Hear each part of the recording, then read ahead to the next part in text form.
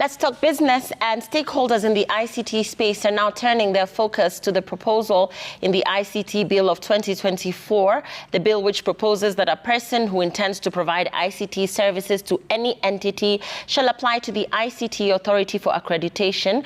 They say will stifle their sector and will undo all the gains made. They insist that it's not up to the government to approve business transactions in the sector, as Jimmy Mbogo reports. Some of these things happening before it happens. Stakeholders in the ICT sector are now sending a warning to the government over the proposals in the ICT Bill 2024. According to some stakeholders who spoke to Citizen Television, the move to have the ICT Authority accredit players before they deliver service will scare away investors. The sector players are also reading malice in the proposals, noting that the move by the government could lead to an overlap. I think it will definitely scare away investors who need Kenya to be a growing tech hub, who know Kenya to have flexible regulations where they can come and set up their businesses, set up their tech companies, encourage innovation among us. So it's concerning that this hasn't been sort of fully fleshed out at the moment.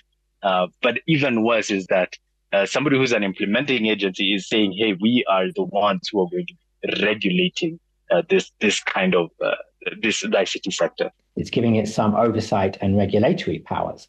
Yet we have then a regulatory overlap in the ICT sector. We have the Kenya Information Communications Act, which establishes the regulator, which is the Communications Authority. The different stakeholders, however, insist that any amendments to the ICT regulation should be geared towards addressing specific challenges. While noting that there is no magic bullet for the sector, they called on the government to give ICT players flexibility in their operation. Further, the ICT Authority has been asked to focus on its key mandate instead of heaping more responsibilities on itself. And the ICT Authority really needs to focus. When you want to do everything, you're going to end up doing absolutely nothing. So if we could be able to have organizations focus on their key mandates, we'd have an explosion, I think, a very good outputs. And as much as I see regulation as a tool, I see that, yes, we want to streamline standards. As Ben said, we do have structure in place. But it's so important that we're careful. We have very flexible regulations that don't stifle the innovation that's happening. We're not a rogue industry.